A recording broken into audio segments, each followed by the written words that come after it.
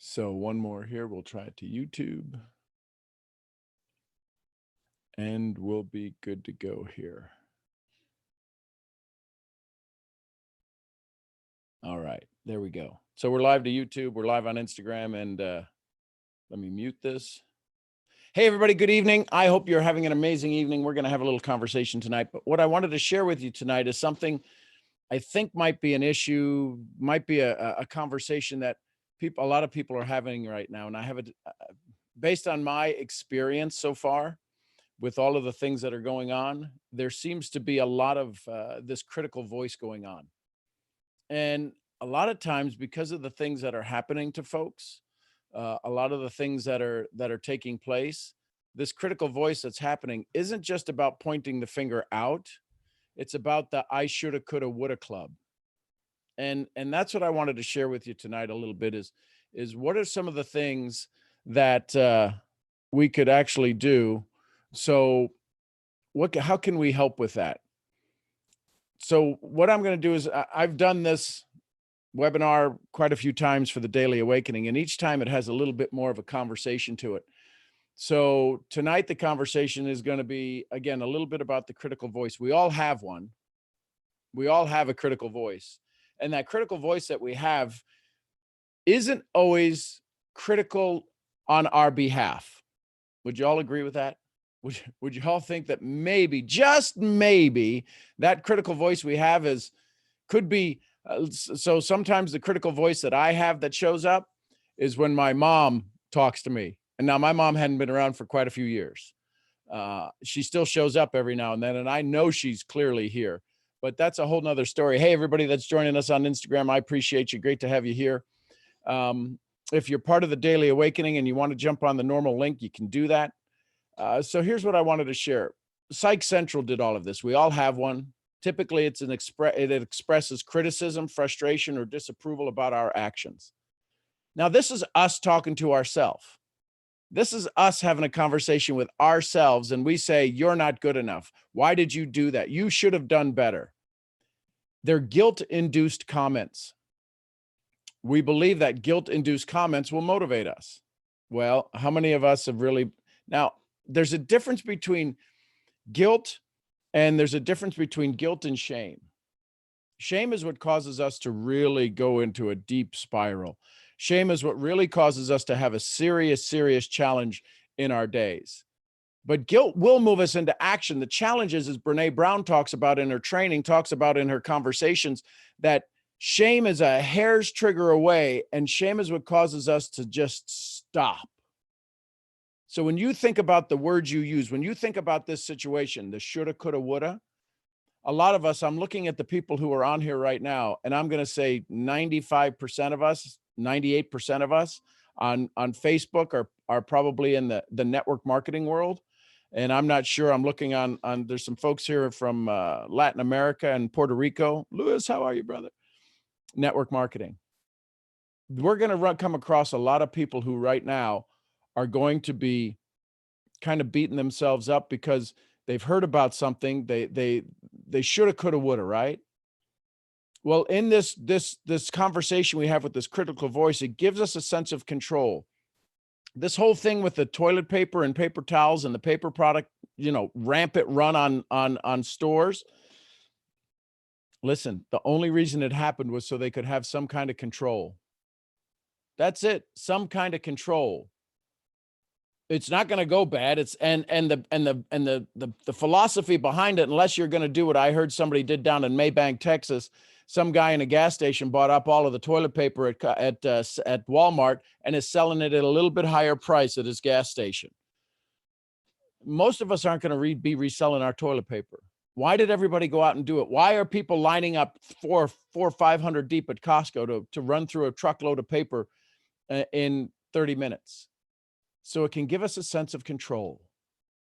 So I'd encourage you, when you're having conversations with people today, find out what level of control they're at.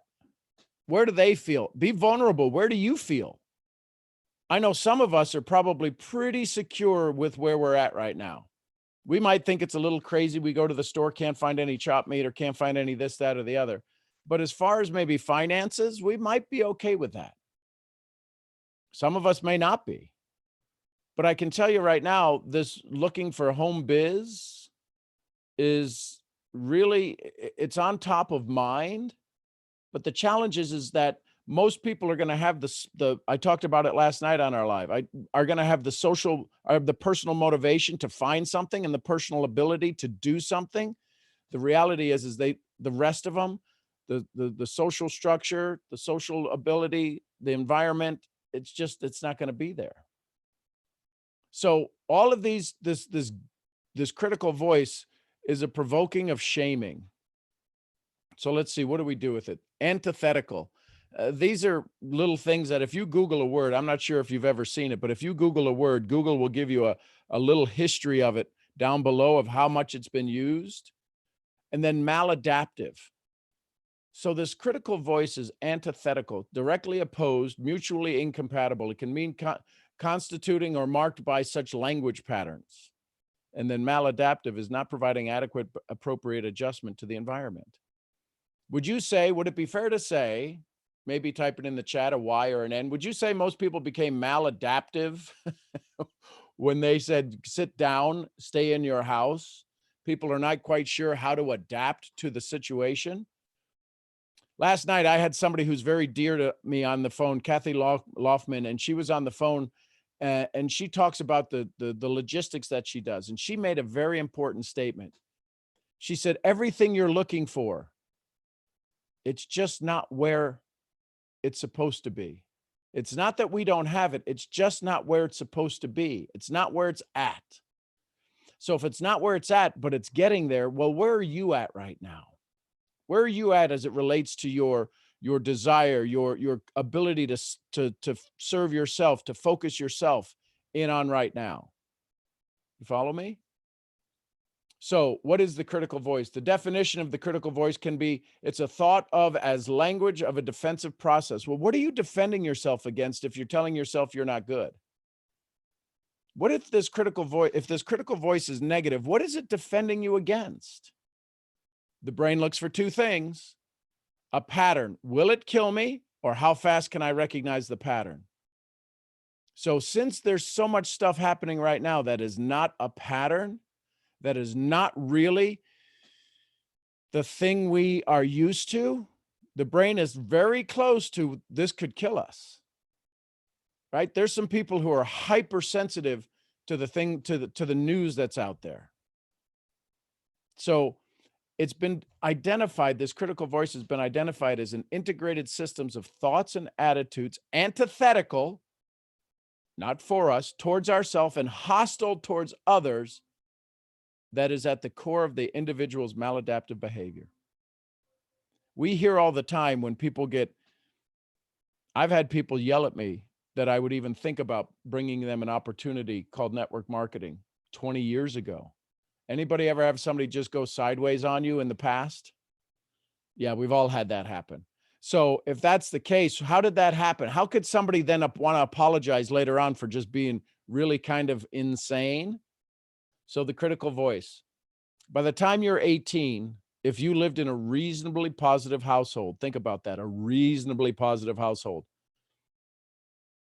No fewer than 117,000 times did you hear, no, can't work, won't work, you're not good enough, you're not tall enough, you're not short enough, you're too fat, you're too skinny, your hair's too long, it's too curly. You heard all of these negative influences that started to build your pattern. And then this one, when we have a tendency, lethologica, when we have a tendency, that thing that's on the tip of our tongue, when we have that idea, how many of us have ever said, oh, I should have done that. I knew that. That was right there. I had the idea. That's the critical voice that's starting to keep you stuck. That's the critical voice that's starting to keep you stuck. 117,000 times you will hear, no, you're not good enough. That's if you lived in a reasonably positive household. I believe I lived in a reasonably positive household. When I look at my youth, my childhood, compared to some of y'all that are on these calls, I lived in a king's castle compared to some of y'all. Some of y'all, that number's just absolutely astronomically higher. This situation could lead to stronger learning in the negative sense. The real key is to let the alarm do its job. If you suspend more of the time struggling with the issue and frustration, that tip of tongue, you're creating a pattern to always make it hard. How many of us have patterns that are going on in our life right now? How many of us have associated this situation? None of us have ever been in this situation before in our life. In our life, none of us have ever been in this situation. How many of us are relating this to something in the past? Oh, this is like this. I need to prepare. You need to start stockpiling. Remember the last time this happened? This has never happened. So why is it that everybody is hoarding paper towels and toilet paper? Because we're hearing we may be quarantined in our house. We've never been quarantined before, but people are acting in a pattern they can only predict and have control over. So what are some critical statements that people would say that are typical prior to this event, prior to this thing that's happening right now on a global scale? My clothes are too fat. I don't fit. I'm ashamed of my body. I'm ashamed of my results. I'm not good enough. I'm not going to let anybody know I failed at that. I'm out of control. I feel like I can't do anything right. I'm a coward. I need to try harder. I need to work harder. I need to learn more. These are all critical voice statements. Sometimes we even say it in the second person. You're such an idiot. Oh, why are you so stupid? Because we know it's not us. We know it's not our heart talking to us. This critical voice that shows up, it's absolutely paramount that we have a conversation with it. So if you're having these conversations with a critical voice, with your inner being, what would your response be to this? Think about this for just a second. If you say, I'm not smart enough, what would your response be to that? See, when your critical voice shows up, when that critical voice shows up, it says things that you would never, you'd get punched in the nose. You'd get bopped in the nose if you said something like that to your kids or to your bride in public, or to your husband in public, or to your friends at sitting at their dinner table. If you said what you said to you said it to them, you'd get bopped in the nose. So what is your response to that? What is your conversation back to you when those things pop up? The challenge is we don't have one. That spiral starts taking off, that wheel starts rolling down the hill, and all of a sudden we're in this torturous tornado of, why do I even bother? So I'd ask you right now, I'd Noah St. John you, right? In his book, Secret Code of Success, he talks about affirmations, not affirmations, affirmations. Why are you so good at? Fill in the blank. You want to deal with your critical voice? Why am I so good at handling challenging situations easily and effortlessly? So the brain is always going to answer your question. It will put itself on high alert to answer the question you pose it. The challenge is most of the questions in our lives, we're not posing it to ourselves. We're letting outside sources pose it to us. We're letting old patterns pose it to us. Right now, why are you so good at staying calm? Why are you so good at creating a solution that everybody around you wants to have and is happy that you're offering it? There's a lot of people right now in our profession that are going, well, I'm not going to talk to anybody about this. I don't want to sound cheesy. I promise you, you're not going to sound cheesy. You're just not. So responses to the critical voice. This conversation isn't helping me right now. I mean, literally, if you're talking to yourself, why not talk to yourself in the affirmative? This conversation isn't helping me. Hey, listen, please don't talk to me like that. If I was a coworker and today was day one and I showed up and it was day one for me, and a coworker jumps up and goes, hey, listen, jackass, get over here and let's get your desk cleaned up, you goofball. Hey, listen, I know we just first met. I know we just met. I'd appreciate it if you wouldn't talk to me that way. We'd say that. We'd stand up for ourselves. If it was a teacher to your kids, right? How many of you have ever had to step into where your teachers at school were saying things to your kids? Now, listen, I'd appreciate it if you wouldn't talk to my children that way. Why don't we say that to ourselves? Why don't we say, hey, listen, hey, you don't need to talk to me like that. I get it. I get it. I get it. We'll work on this. This is our first conversation. And I promise you, when you talk back to this critical voice that's happening all in your head, You can say, you do have the right to say, I know this is the first time we've met.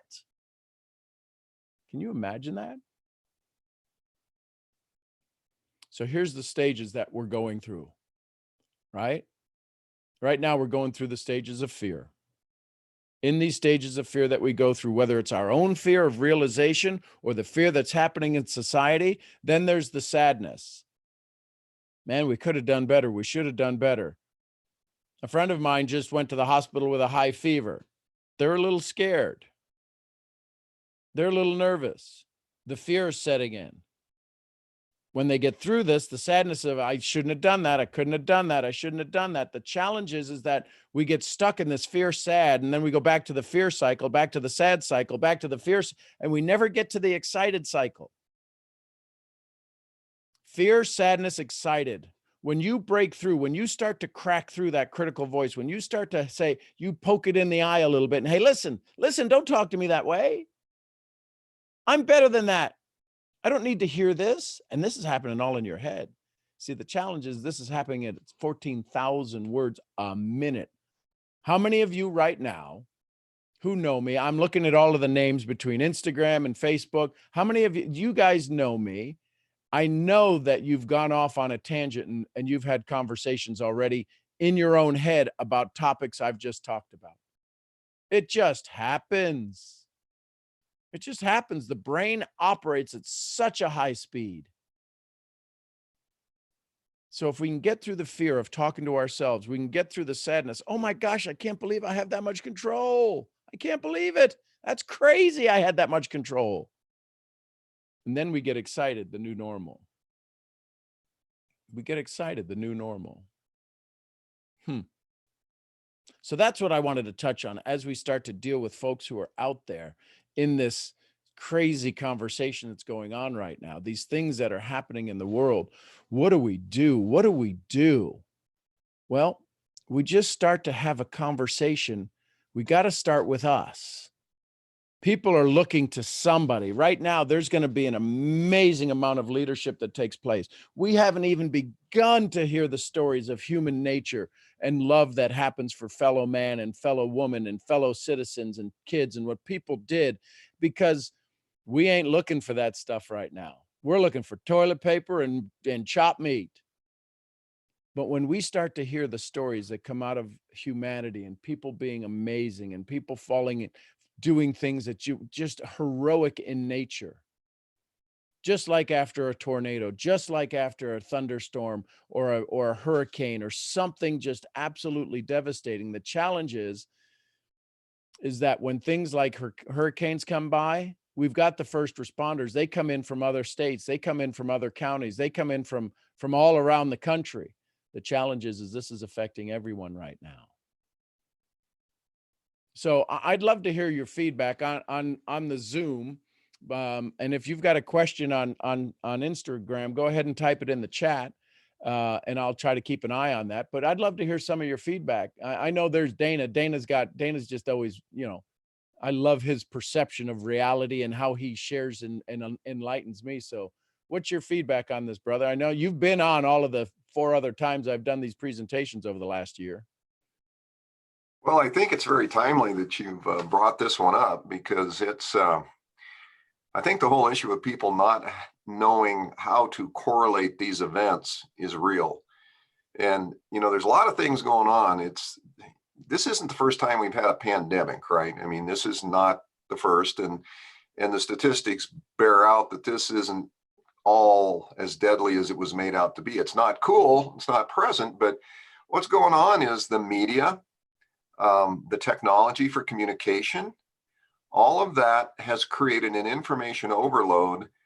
So it's not only they don't know if they're going to be quarantined and what that means, or if they're going to catch the bug, it's they're getting hit with so much information that is so polarizing that they don't know what emotions to deal with. And so, as your point is, the brain looks and says, holy smokes, I don't have a database to correlate this thing against, so I'm going to go into the limbic brain and start defending myself, and so I'm going to go negative. And what happens when you go negative? You start pulling up all that information from the past that doesn't even have anything to do with the situation, but it's negative. And then that just heaps on top of you, and you start feeling this, basically you're beating yourself up. The critical voice pops up, and it's like Dino the dinosaur going, and you can't hear. But well, and you said something that's pretty important that I don't know, I'm pretty sure everybody, they heard it, is that if you go into the limbic brain, there's no words in the limbic brain. It's only chemicals. It's only emotion. It's only triggered by emotions, the prefrontal cortex. And when you get scared, it shuts down. But the thing that I think is very important for all of us to hear is that there is no pattern to relate this to. And if all of a sudden you came out, imagine if Dana and I, but good buddies, we've known each other for a while, and we're skipping arm in arm down the sidewalk going, man, this is awesome, because we wanted to stay in a positive mindset. People would be locking us up for insanity. yeah, or throwing happy pills at us. Yeah, Exactly. And the reason I say that is because there's people who want to be positive in this time. There's a gentleman, Mr. JS something, PLCS. I'm sure that means something. I apologize for not knowing what it means. But he says, I recently discovered how much control I have over myself, and people are not really liking it. Are you what? Yeah, no, they're not. well, it's herd mentality. They want to feel that they're normal, and so if you're positive in a sea of negative, yeah. Well, here, it just so happens I went back and I picked up a book. You've probably seen this one, 365 Days of Positive Self-Talk. And Dr. Shad Helmstetter. Yep. Yeah, the first page I turned to just dovetails beautifully with what you're saying, and I'll just read it. It's of all the days I have lived before, of all the days that lie ahead, now is the time to live my dreams, give life to my greatest goals, and live up to the incredible me I was born to be. And the wonderful, positive, promising, and unlimited world I have in front of me all begins with me today. And you're saying choose joy or choose misery. Right now, misery is the paradigm. It's what draws people together, being miserable. But it's like light and day, darkness and light.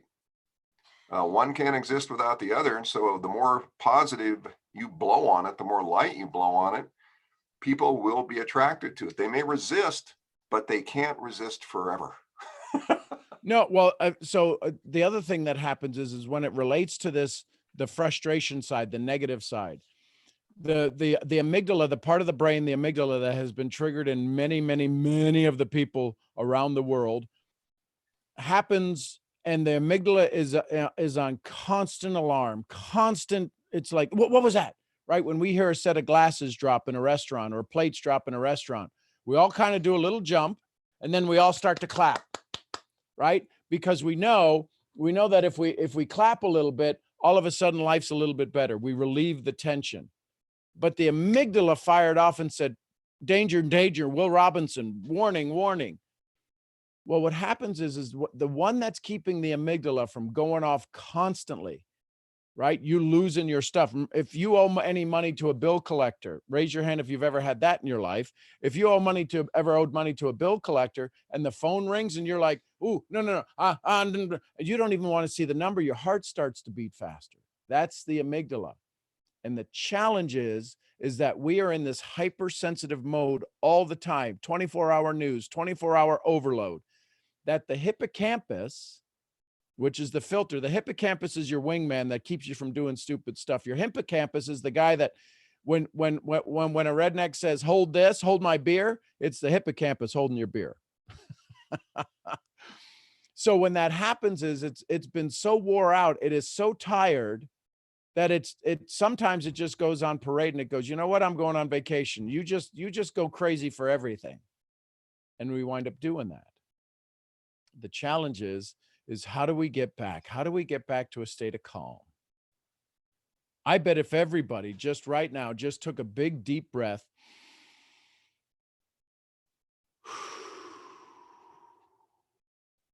it would change the way you feel right now. Those big breaths activate dopamine and some hormones in there. You go watch a funny video on YouTube. I mean, Leslie, you have been having some stuff happen where, you know, you still got to go travel with the horses and stuff, but traffic, I think, might be a little less. I don't know. Is it still? Yeah, it's a little less. So it makes it a little easier for her to do her job. Hey, everybody. Hey, Constantine, how are you? Everybody on Instagram. And we've got these opportunities, right? We've got these opportunities to stay in touch with ourselves, because right now this is going to be, there's going to be an epiphany, a revolution of self-understanding, of self-capacity, of self-belief. I mean, there's probably another, I have no idea how much longer they're going to recommend we stay, you know, huddled up, but it's not ending right away. It's not ending right away. So the question then is, when you go out, can you be safe? Can you do it smartly? If that's a word.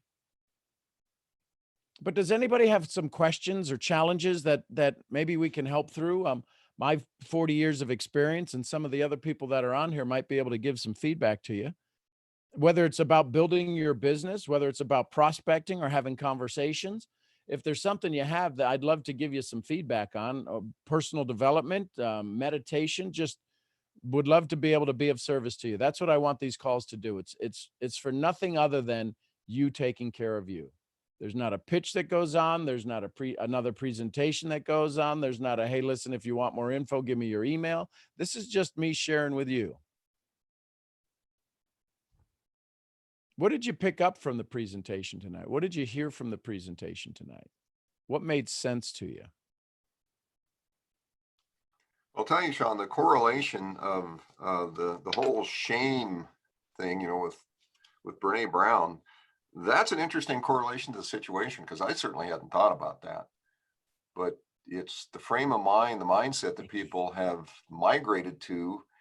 And a lot of it, you know, it's environmental. Like I said, it's the noise level, it's the storm around you, and you're just kind of huddling up to this thing that you didn't expect, and it's affecting us. But I guess question I would have relative to that is, how do we move people from the limbic brain to that prefrontal brain where it's asking questions instead of running in fear? I mean, what are the types of dialogue and the words and, you know, just the manner that we approach people? How can we remove them from that state, not being pushy, not signing them up to anything, but genuinely trying to move them to this new state? So Dana, I love this. So I had a gentleman, a very dear friend, one of my business partners, he's like a brother to me, go through almost a tragic situation while he's still sitting in his car.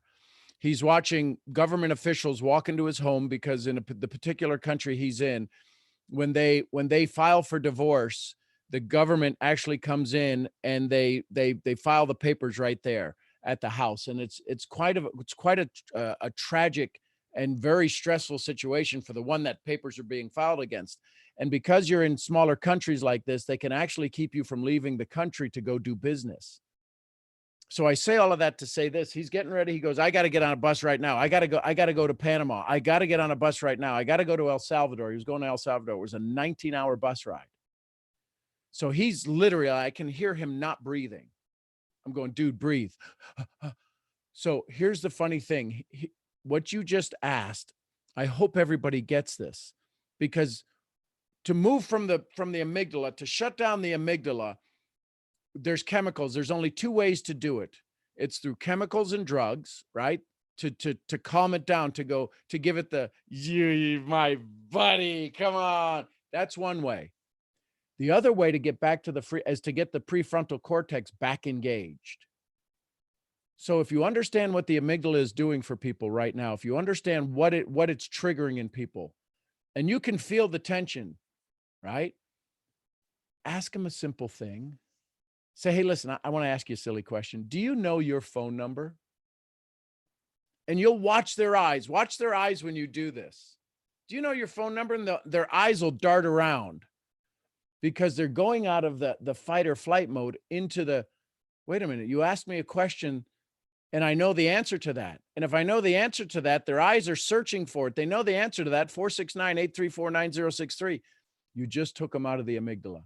That's all it takes. One simple question to activate the prefrontal cortex to find something it already knows. You could ask them, what color's the wall behind? What do you see behind me? What do you mean, what do I see behind you? You're always going to get the question, what do you mean? Because that's the amygdala going, no, stop. We can't be logical right now. We have to stay in this fight or flight where we become stupid. We lose 25% of our cognitive ability. The second the amygdala fires off. So a very simple question of, what's your wife's name? What do you mean, what's my wife's name? You know it. I know, but I want to hear you say it. Michelle. They're back into the prefrontal cortex.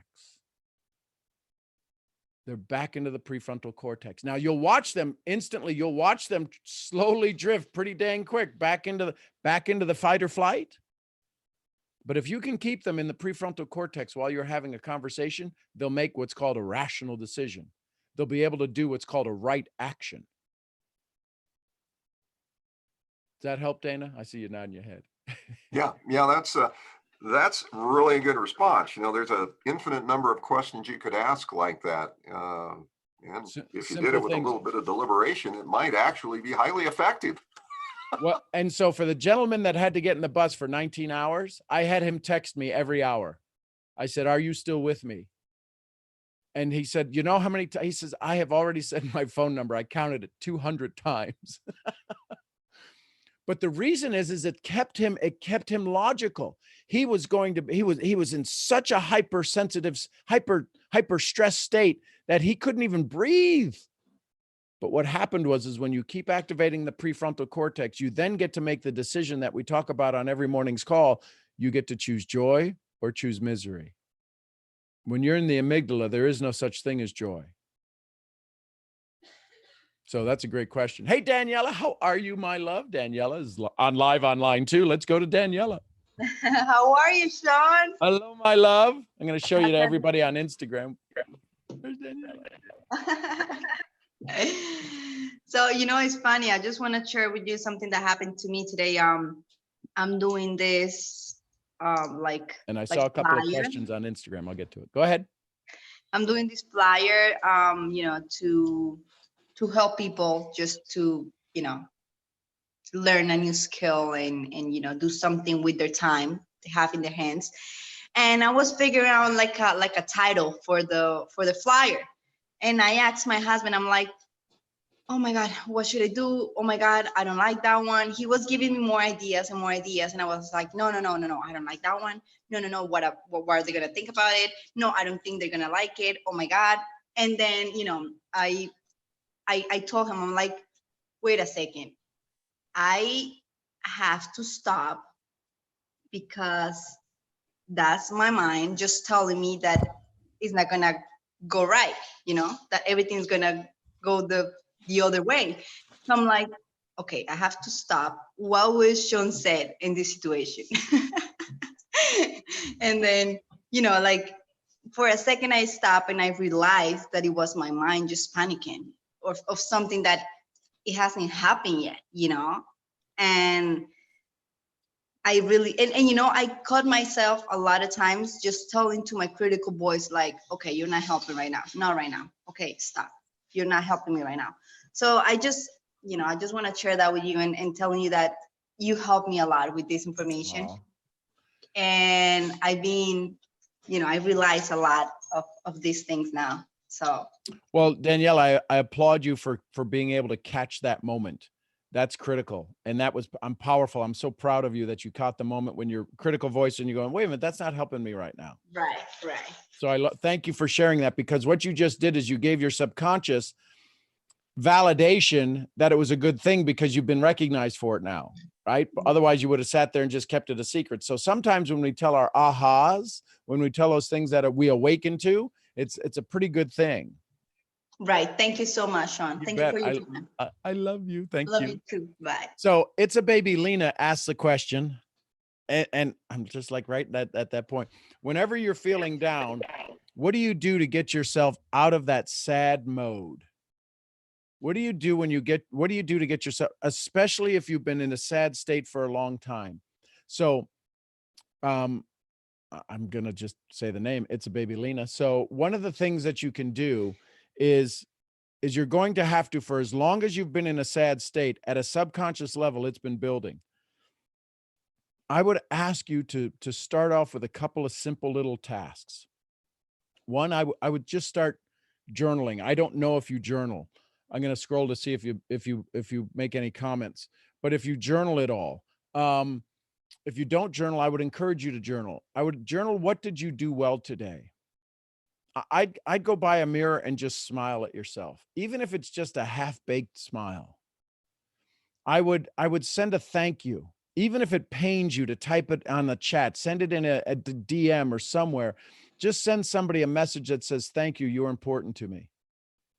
The challenge is that what happens when we get into this state, when we get into this depressed state, when we haven't totally lost our senses, but when we get frustrated and we stay in a sad state long enough, your personal reality makes up your personality. Let me say that again. Your personal reality makes up your personality. So I would encourage you to reach out to a couple of people. And I know it's going to seem stressful if you're that sad. It's going to be like, well, I don't want to make anybody feel sad. Just send them a thank you. Just send them a smiley face and watch what comes back. And if you can send one, take a big breath and then send another, because there needs to be some outside stimuli to flow into your life that says you're a good soul. I promise you, if you're on this call, you showed up here. Yeah, I may know you by another name in one of my other chat groups, but I don't recognize that name. But if you showed up here, it's because you drew yourself here. Your subconscious drew you to this environment because you're like, oh my gosh, this is exactly what I need. But that part of you that drew you here is the part that needs to get the recognition. Does that help? I hope that helps. I hope that makes sense. Laura, you got a question. Good evening. I'm used to saying good morning. Good evening, Laura. How are you, Sean? Good. How are you, my dear? I'm doing great. Sorry, I have a quick question. Okay. I know that, like what you were saying about just kind of taking a moment and like breathing, just like, just I guess calming ourselves down. Hi, everyone. I realized that lately, because of course, like everything that's going on, I've been like having these moments of like panic a little bit. So I'm trying to meditate more and just, because I know that helps me. But my mind is like, it's going crazy. So my question, with that being said, my question would be, I know that, when you meditate and it has to do a lot with your energy and, focusing on your energy. I know that what we eat has a lot to do with it. Mm-hmm. So I guess my question would be like, what would you suggest to do in order to like cleanse my body to get like a more effective meditation? So intermittent fasting. Okay. Which is so when's the last time you ate? Like an hour ago. Okay. So could you go all the way to morning now without eating? Yeah. So that's a good intermittent fasting. Drink water, because when you go to learn stuff, the challenge is if you look at the history and if you look at people's ability to make decisions, a couple of things happen. One, prisoners who are on parole and going in for parole from 9 a.m. till about 10:30, it has a tendency to favor in their direction. 10:30 to noon, 80-90% don't favor in their direction, no matter the content, no matter the information. Why? Because blood sugar levels go down. Then after lunch, if you're going to go for parole, be the ones right after lunch. The endorphins are happy, everything is happy, there's a little bit, and then it fades off again. So there's certain times to make decisions. But the other challenge is when we are in a stressful situation, And if our gut is having to do work to digest food, our gut is a second brain. If for some of you that didn't know that, right? If you've ever been in a stressful situation and your gut locks up, how does your gut know anything that's going on? Do you ever think about that? How does it know that you just saw a car accident or you just saw somebody with a gun run by, and all of a sudden you get into panic? Why does your gut lock up? How does it even know? It's because it's connected to the brain through the vagus nerve. So I would encourage you to intermittent fast. And there's enough of that information. You can Google that on Google. Your cousin Google will give you all the information on that. Usually hydration is a big challenge. If all of our chemical and electrical runs on fluid, our cells run on fluid, most of us are dehydrated by about 5%, which is critically a challenge. A 2% reduction in hydration, just hydration, is a 5% loss in short-term memory. So when the mind is going into act, when the mind gets triggered into the fight or flight, it's checking the body too. It's looking is the body in starvation mode? Is the body in a critical situation? Do we need to protect it at all costs? So I would encourage you, again, things for the brain: blueberries, high antioxidant food, fish oil. Do you take any fish oil? I'm not here a doctor. I'm not giving you any recommendations. Do your own research. My point is that there's certain things that if we give the body the chance, it can do some amazing things. So, yeah, when you are meditating, when you go into meditation and your brain is going crazy, do me a favor, Laura. Is there something in your room that you could pick up? Just something you could put in your hand right now that you could show me? Yeah. Show me. Okay, so sunglasses. You want to meditate? You want to make it easy to meditate? Yeah. The next time you sit down to meditate, take those sunglasses and just be bewildered by them. Look at the little screws. Think about the machine that made the screws. Just there's things called walking meditation, and then there's object meditation where you're not thinking about anything else, and all of a sudden you're just totally enthralled, engaged, just totally flooded into that environment, that thing. Just study those sunglasses. Look at the, just pick them up. And if you look at right, I'm looking at the arc on this. Look at the arc on that. Just feel the arc on that. Can you just barely touch it? And all of a sudden you'll realize a half hour's gone like that. 40 minutes has gone like that. Because you just became engaged with one thing. You became in awe of it. I know that seems crazy. Your brain's going, getting off sunglasses? I promise you, if there's a leaf you can find, if there's something colorful you can find, and just look at all of the different colors that are going on it.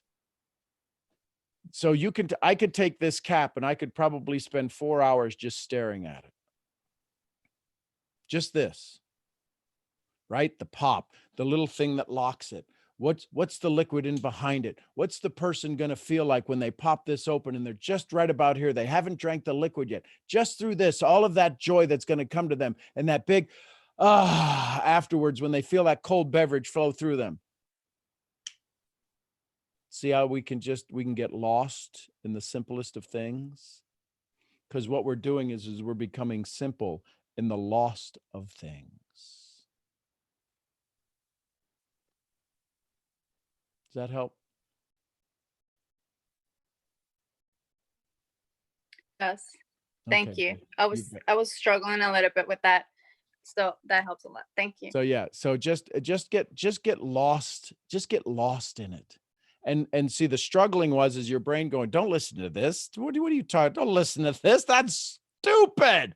That's the old brain. That's the old pattern showing up, because it knows, the heart knows that if you just become engaged with something, find something that's more appealing to you.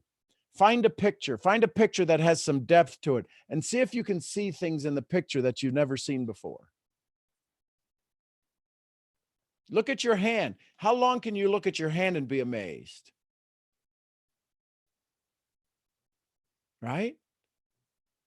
I'm serious. It's these simple things. We don't need all of this outside stimuli.